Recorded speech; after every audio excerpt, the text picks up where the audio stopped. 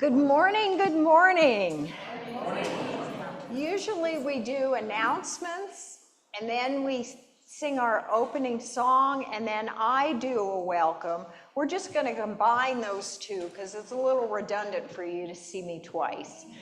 So David Marks is out of town this week and Marilyn Rucker will be leading us in singing. We're thrilled to have her. Yay, Marilyn! We have a couple of announcements. One is it's looking better. People are moving up. We're trying to make the YouTube look so we look a little fuller. And when we have everybody in the back and then in the front, it looks kind of empty. So anyway, just a request. We also are still looking for volunteers for hospitality, and Vicki will be passing around places where you can volunteer, and she is happy to talk to you about what that involves. Let's welcome our Zoomers. Hi, everybody. And remember, you have to turn and look around. I turned and looked, which doesn't work because they can't see. All they see is the back of our heads otherwise. We're so glad you're all here. Can somebody tell me, are Jerome and Babette listed up there? Yes. Okay, so they'll be having a gathering for any of the Zoomers who want some fellowship after our church service. Just stay on. And we welcome our YouTube people. We can't see you, but we know your spirit is there, and we're so happy that you're with us. And please, if you're on YouTube, like and subscribe. And that helps us. We have a friendship tablet. Noel, if you want to hold that up, yes. If you're new, Please put your name and email address if you'd like to be on our e-news list. We only send something out, once a week, and then a reminder Sunday mornings of all the Zoom things. But we won't bother you too much. And anyone else, we just love knowing who's here, and you can leave messages for us. We hope that you find this church to be as welcoming as we try to be. We welcome you and whoever you love. We welcome you however you're most comfortable in dress. We welcome you however you identify to be your most authentic self. We welcome kids, and we know they wiggle, and we know that they make noise, especially at quiet times, and that's okay. We are so glad that you are all here with us. Let's now come together in community.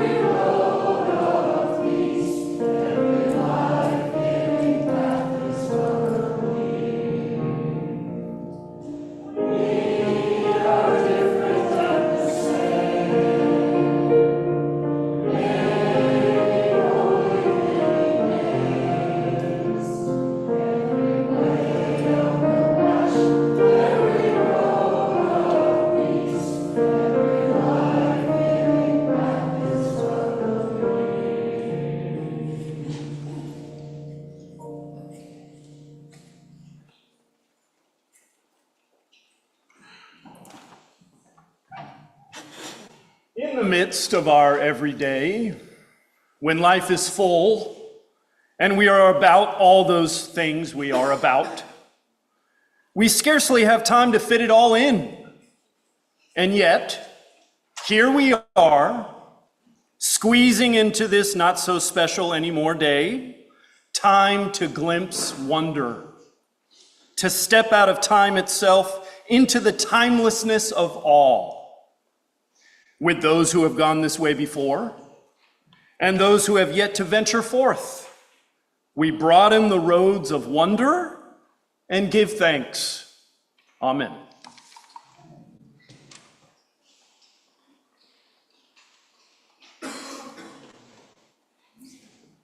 Please rise as we go.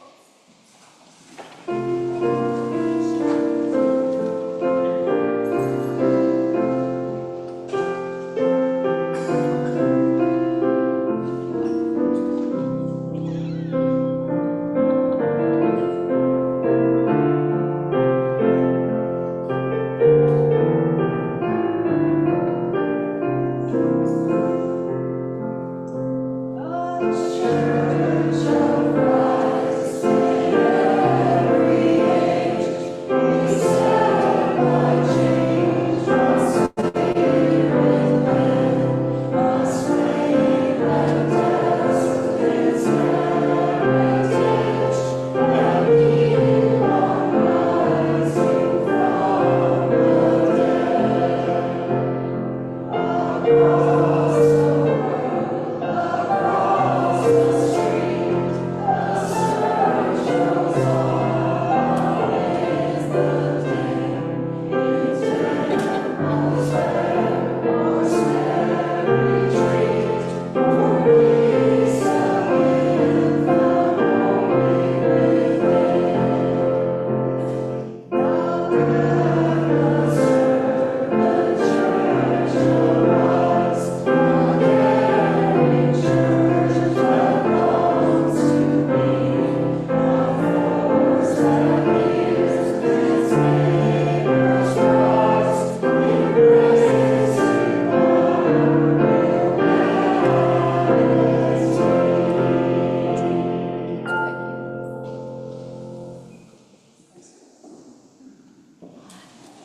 morning.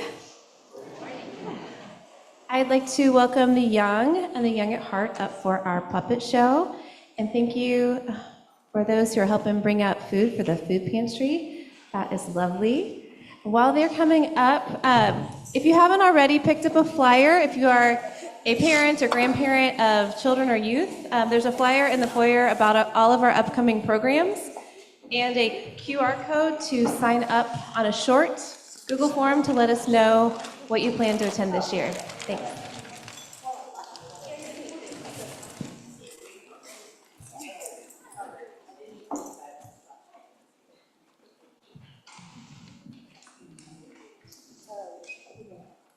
Welcome, everybody. Y'all doing okay?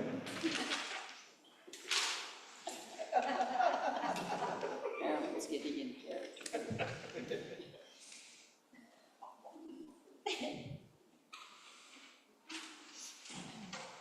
And then you may start.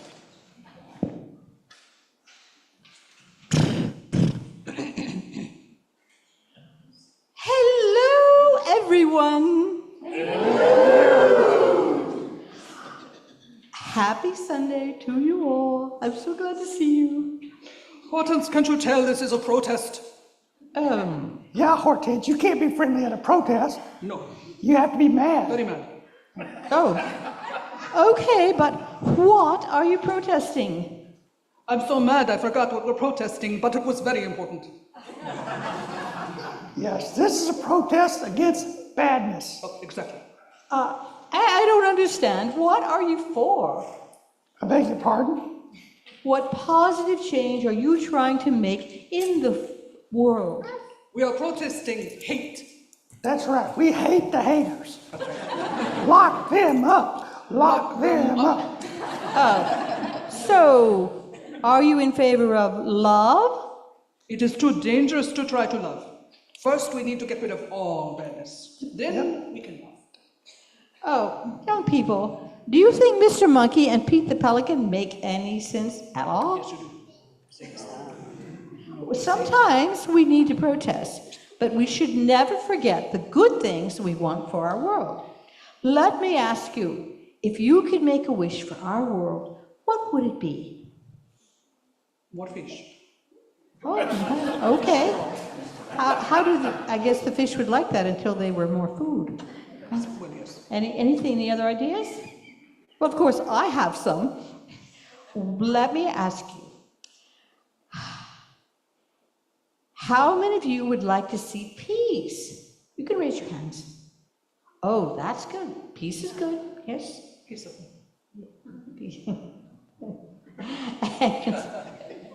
And how many of you would like to see hungry people have food? How many of you would like to help see everyone see more love in the world? Right, we're all on the same page. Sometimes we need to protest, but we should never get so angry that we forget the good things we really want. Can we sing a song together? Yes, I have a beautiful voice. I will sing. Okay, I will hear. thank you so much. You're very welcome. You're a little less belligerent today, Pete. I did have some fish. Ah, It always helps. oh, not the fish. Lilies on an empty stomach. Doesn't help the fish. Fish. You cannot help everyone. Can you hold this for a second? I've got a tangle back here.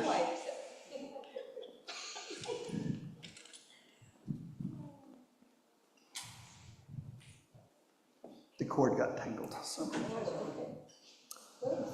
Okay, this is a song that I think y'all like. It's called Love, Love, Love. That's what it's all about.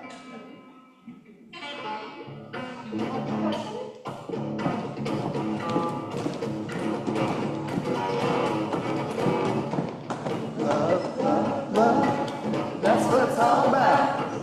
Love, love, love. That's what it's all about. Love, love, love. That's what it's all about. Y'all remember that now? Love, love, love. That's what it's all about.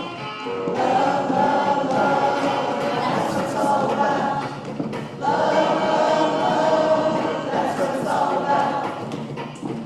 good. Let's do it one more time. This is for the recording.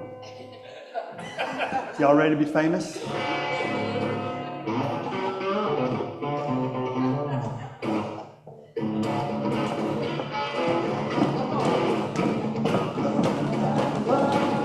That's what it's all about.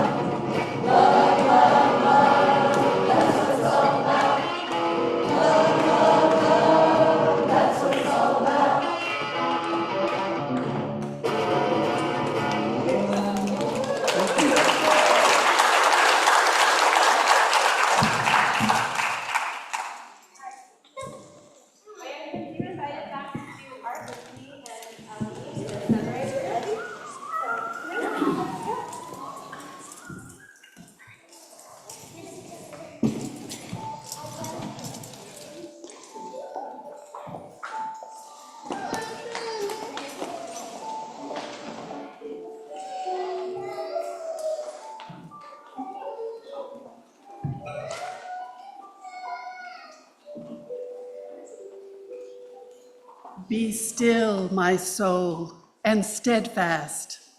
Earth and heaven both are still watching, though time is draining from the clock, and your walk, that was confident and quick, has become slow. So be slow if you must, but let the heart still play its part. Love still as once you loved, deeply and without patience. Let God and the world know you are grateful that the gift has been given.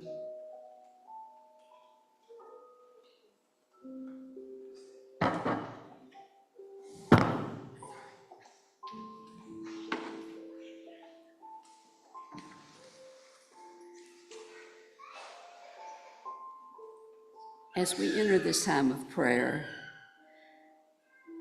may we not only feel seen in the words spoken, but also see one another. We had 3 members of our community die this past week, and so we want to remember the families and loved ones of Bill, Jan, and Larry. May they all feel the support of this community as they deal with their grief. Our prayer this morning is an adaptation of a prayer from Saint Teresa.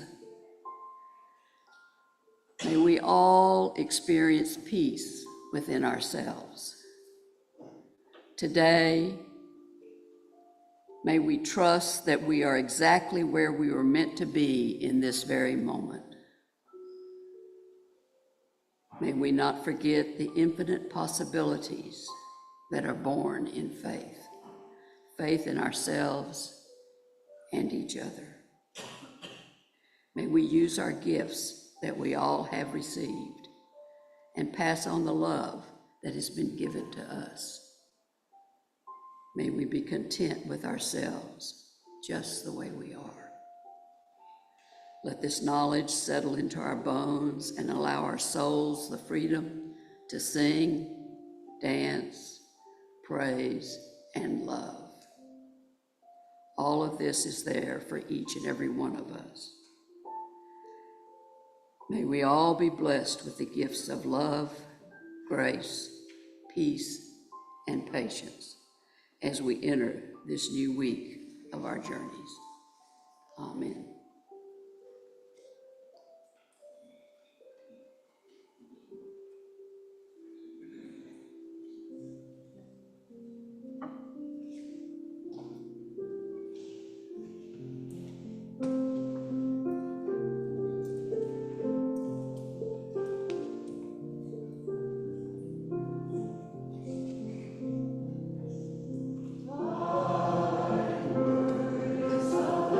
To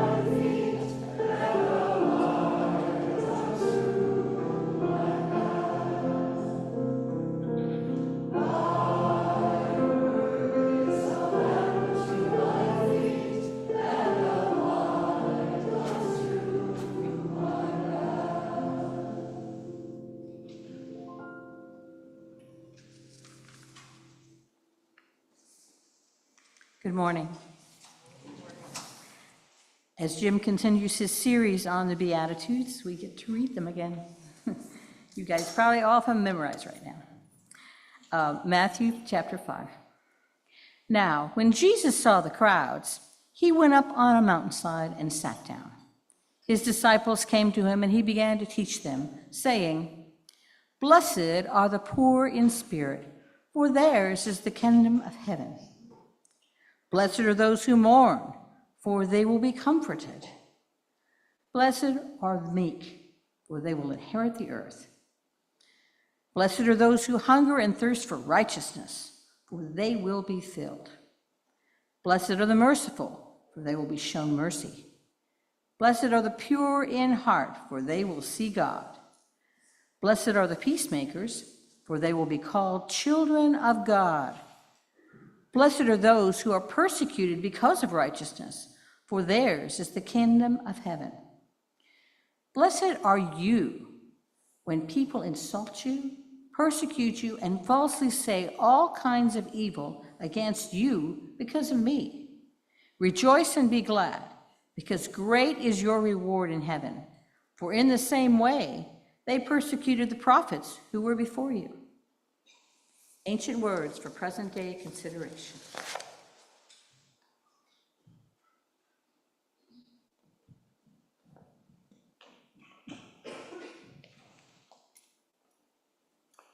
Good morning. Thank you all for being here. It's good to see everybody. Well, we're walking through the Sermon on the Mount. It's going to take a while. But with all the things happening in the world, it feels to me like getting back to square one is something really important, particularly in a country where Christian nationalism exists. The problem with messages of hate, of judgment, is that they're contagious. And the easiest thing for us to do is to fall into a kind of counter anger. There are times to oppose oppression directly, but what is the difference between political activism and spiritual activism? That's what I want to ask. I want to ask what followers of Jesus, are we at all different than just well-meaning progressives? There's obviously an overlap, but do we bring anything unique to the struggle for human rights? I believe the Sermon on the Mount was a kind of recipe for a kind of humanistic understanding, a universal understanding of the world. That's not usually the way it gets presented. We're the good team, everybody else is the bad team. And we can see what that's doing to the world. That we need to look at the Sermon on the Mount and go deeper into love, and not so deeply into sectarian religion, because the world needs lovers. Now, we may have to go into the conflict. We may oppose other people, but it's critically important that that happen out of a love and universal principles, not simply reactive anger. See if you agree with me or not. We're going to be looking at a text from the Hebrew. Whenever you see the 4 letters, that's the sacred name. They didn't say that directly. They would put in some other religious formula. So I'll listen to what you have to say, O Holy One. A voice that speaks of peace. The word for peace in Hebrew, as you may know, doesn't just mean an absence of war. It includes justice. It's everybody getting their needs met. That's what peace is. So a ghetto is not peace. Occupation is not peace. A voice that speaks of peace, peace for your people and your friends, so long as they don't return to their folly. Your salvation is near for those who revere you, and your glory will dwell in our land. Love and faithfulness have met. That Hebrew word for love is chesed. It's all through the Jewish scriptures. But you can't always see that in English because it gets translated a lot of different ways. A lot of people think that the Christian Testament is loving and the Jewish scriptures are judgmental and hateful. Judaism has nothing that's equivalent to hell, right? There's no aspect of Judaism that is as cruel as the idea of universal punishment, eternal punishment. So we need to maybe cut a little slack there. And faithfulness, the word is emet there, and it means truth too, but it's something you can trust. The word for faith and truth are very similar. Love and faithfulness have met. Justice and peace have embraced. And that's sometimes translated literally as a kiss. Justice and peace have kissed. That's going to be our project today, to think, how do peace and justice cohabit? Because we don't want a peace without justice. That's not true peace. We understand that. But as a social justice church, St. Andrews is often approached to take stands on things. People who have no other relationship to St. Andrews will come in and try to get us to take a stand on their issue. And it's usually very good issues. But what is a church? We need to ask that question. What is a church? What is the difference between spiritual activism and just political activism? One of the fears I have for our church, and I stake my career on trying to make this a social justice church. But if it's just a social justice church, it's going to be very sad. Because if we don't have good children's programs, there won't be a future to it. This is it. This is as good as it's going to get. So when you walk out into the hall, one of the things that makes me kind of sad is all of the tables are social justice tables. There's nothing about the children. There's nothing about inner life. If you don't have peace within, how are you going to establish that outside of yourself?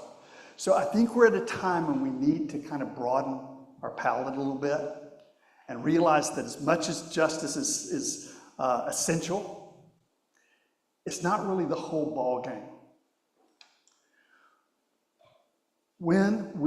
I don't want us to be a cause of the month club.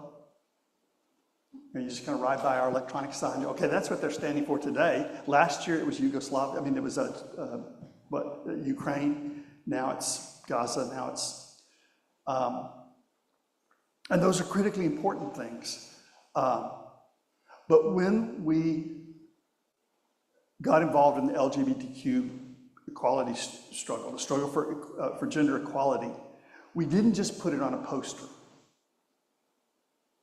I literally risked my job. This church literally risked getting kicked out of the denomination. It was a life. It wasn't just an opinion.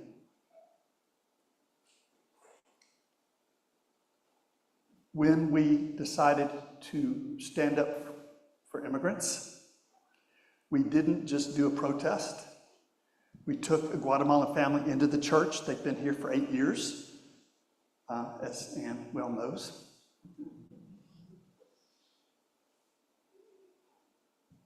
Some people from the congregation got arrested, but the focus was our love for the people, not our anger at their oppressors. That may seem like a small distinction, but I want to tell you it's night and day difference in terms of its effect on what the world is going to be, at least it seems to me.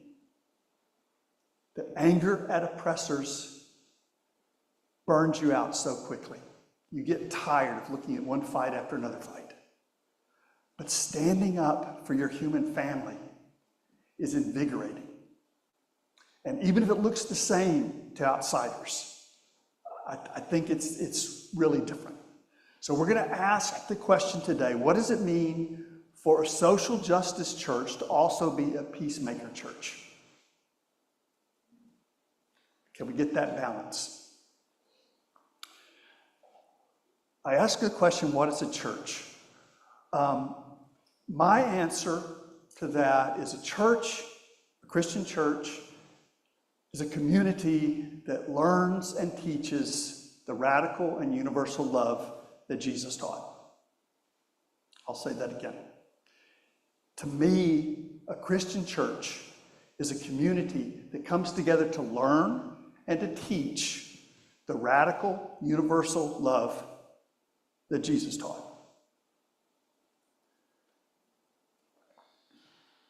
Justice is a part of love, but it's not the whole ball game. And we can get so focused on justice that we lose the love. In the ancient world, there were 4 great virtues: justice, moderation or balance, wisdom, and courage. We need to teach all of that in balance. So if we get tunnel vision for any one of those virtues, we can lose the love that's the foundation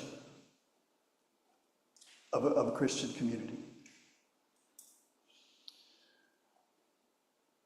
It's such a hard thing to talk about Gaza. First of all, because most Americans don't realize it, but we're probably the most propagandized people in the world. A dictator needs to control people with violence.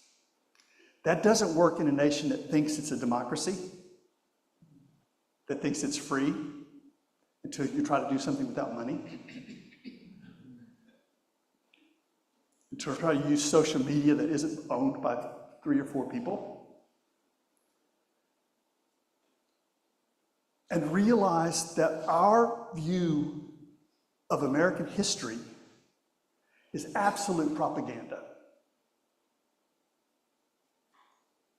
To realize that the Middle East is impossible to talk about because people don't know what's happened there. If you don't realize that we bombed all these countries around there, and that Israel assumes the right to bomb those countries, we don't realize, it seems like other people are just irrational. They're savages, and we've said that since the inception of this country, that the people who respond poorly to our oppression are savages.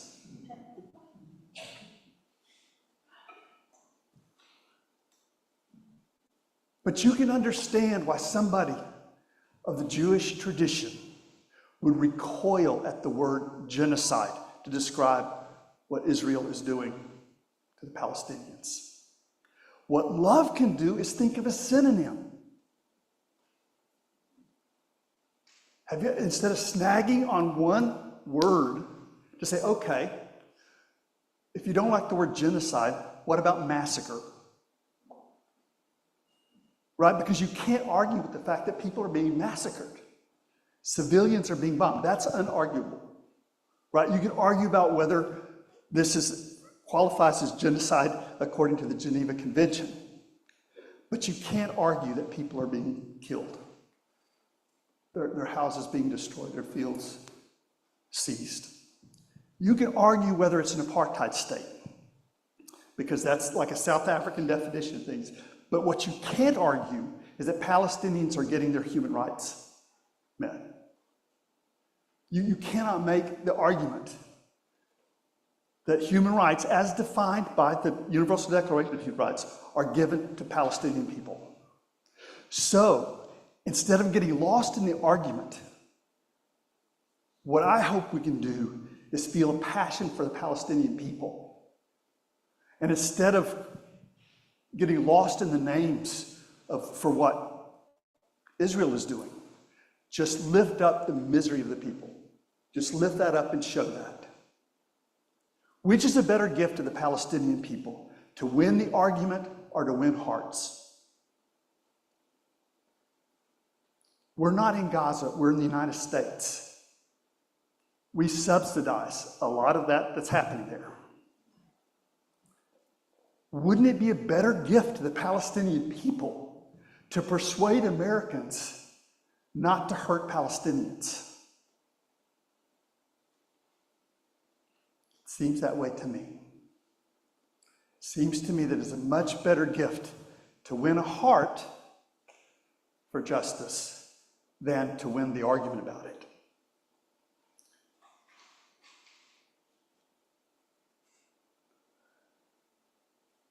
It's very true that there's no love without justice. But for a follower of Jesus, there's no real justice without love. In other words, there's a compassion that's there. We're not just talking about obeying the rules. It's realizing that people are our human family. And so to grieve what's happening to Palestine, to lift that up, I feel like there's much more power in that, and something that you can endure, that you can manifest for a lifetime, as opposed to just an angry struggle. When I try to keep up with the Middle East, and it's not very easy because there's propaganda on every side. Once there's war, there's the fog of war. But I get my direction from human rights activists. I'm not trying to understand all the political ramifications. I want to know who's hurting. I want to know who has rights and who doesn't. I want to know who's safe and who's in danger. Israel's the one country I've ever traveled to. I think I went to Mexico for the eclipse. I didn't go to see Mexico, I went to see the eclipse. But after seminary, I went straight to Israel.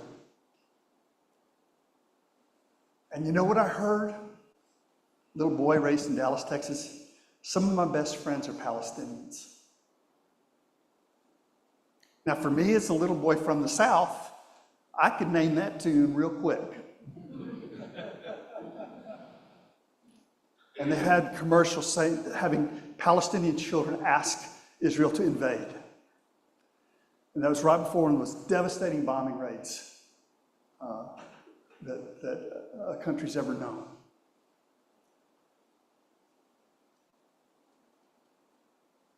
But you're talking about traumatized people on every side. So it seems to me like the safest and most powerful way to try to communicate, particularly with other Americans, is to focus on the humanity that is there. This is not a war. When one side has an air force and the other doesn't, that's not a war. When one side has a standing army and the other lives in caves, that's not a war. Some of Hamas are freedom fighters, some of them are criminals, some of them are terrorists. But you don't bomb civilians to get at criminals. How many of you would be in favor of having bombed Chicago to get at Al Capone?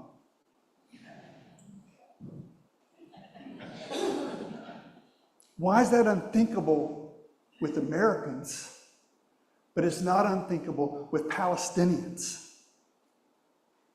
Without even having to go into the political fight, lifting up the humanity that's there has a power to it that I think many, many people will respond to.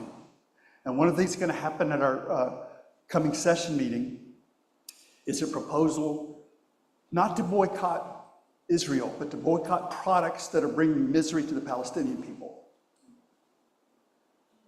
I like that framework. We'll see. There may be problems with it. The session will have to make that decision. But that's the framework that can speak to American people.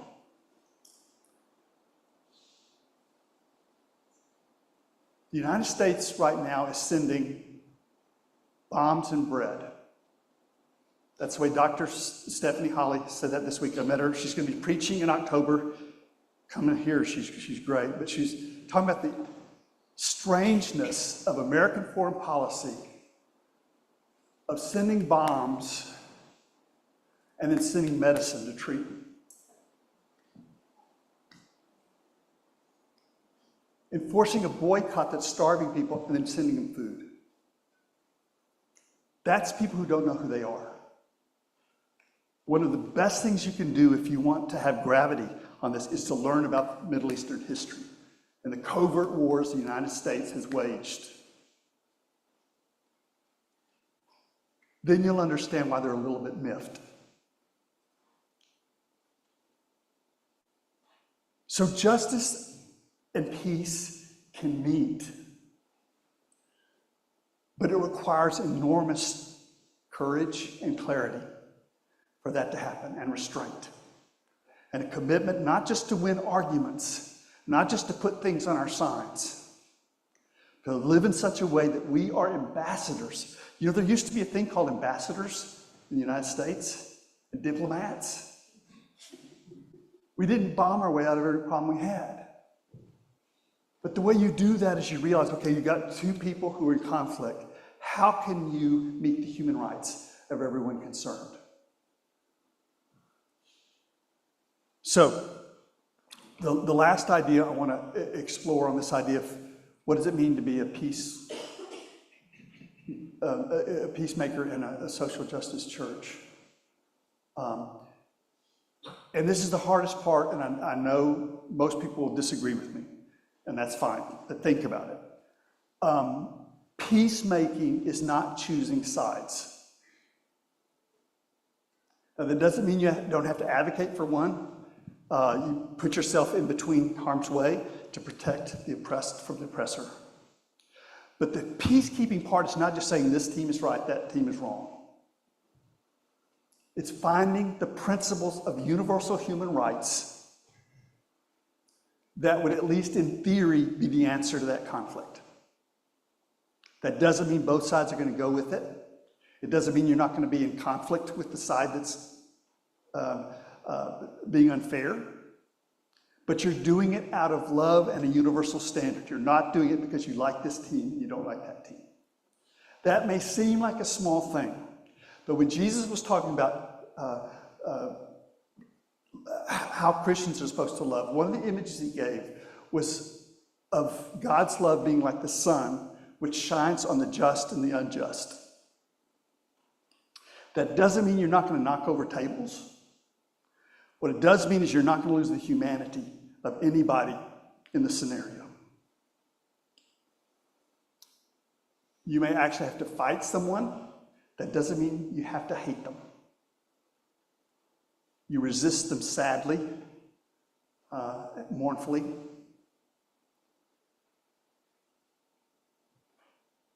But realize the incredible ferocity of a mother bear does not come because she hates her enemies. Her invincible ferocity comes from her love of her children. And I'm saying there's a world of difference between responses based on hating our enemies and loving those members of our human family who are in harm's way. I think within us, it makes a tremendous difference, even though the rest of the world may not be able to see that at all. So what we've been looking at today is, what does it mean to be a peacemaker in a social justice church? I can only express my opinion here. I expect there's as many opinions as there are people in this room.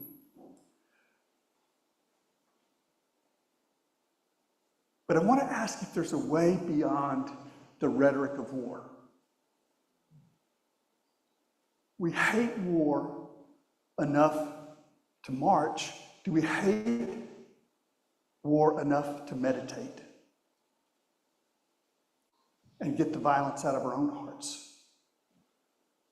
Do we hate it enough to reframe the economy where people don't profit off the misery of others?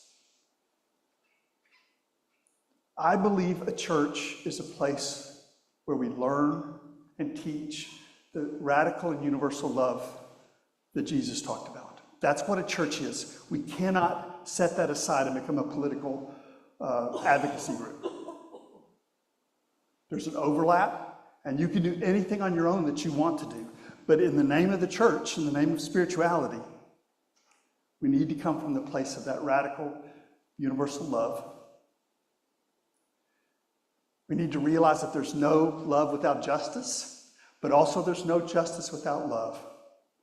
And finally, we have to realize that horrible, horrible insight that we can't just choose sides. We have to be bridge builders, if we can, to protect the oppressed from the oppressor, and hopefully keep our human family intact.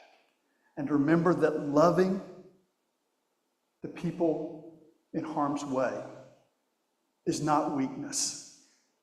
We're sometimes afraid of universal love because we think we're going to lose our ethical edge. Remember the mother bear. The ferocity, the invincible ferocity of a mother bear is not based on her hatred of her enemy. It's based on her passionate love of her young ones. So that's my struggle with the text. We'll take a moment. Do we have a, no? Do you have a, Yeah. Okay, got a belt. So again, this is my opinion. I hate talking about this because the words, most people have no idea what's happening in the Middle East, and it makes it really hard to have the conversations. But just, we'll take a moment for you to think about what is your answer to that question? What is the balance of social justice and peacemaking?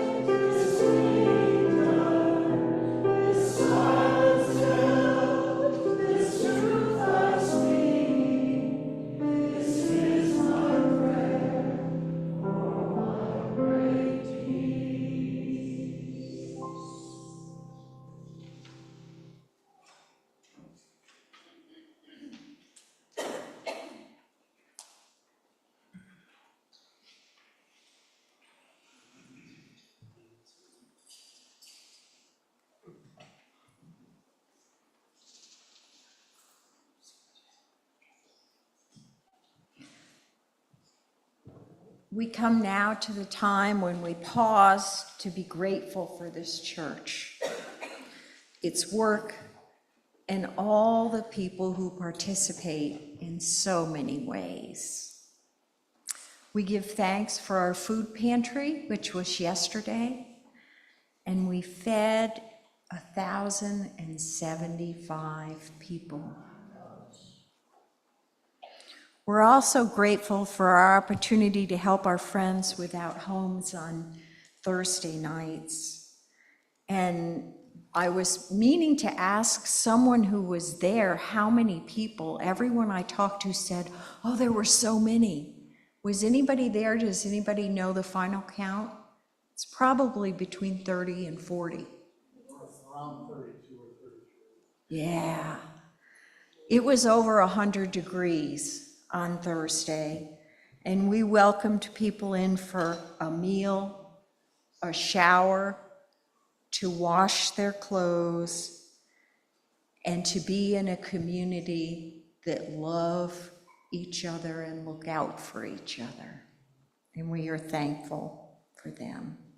If you want to know any more about either of these opportunities for being part of our community, let me know. And now, will our ushers come forward?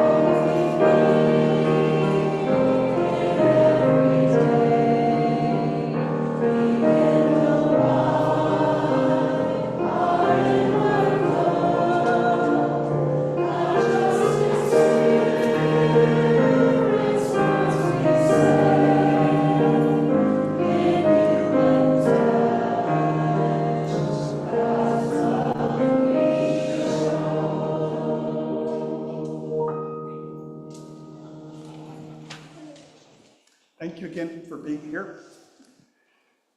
T. Hahn once said that American activists know how to write a protest letter, but not a love letter. I'm proud to be at a church that wants to do both of those, because there are times when you just simply have to take a stand, even if other people don't understand it. But what a gift to the world if this can be a community where justice and peace kiss. So let us all strive for not only peace in the world, but also peace in our hearts. To be a peacemaking church, the justice we seek must flow from love that is deep and encompasses all. That moves from what we care about rather than just what we are against. So go out now with these 3 loves: the love that birthed you, the love that lives within you, and the love that walks alongside you all of your days. Go in peace to show peace to the world. Amen.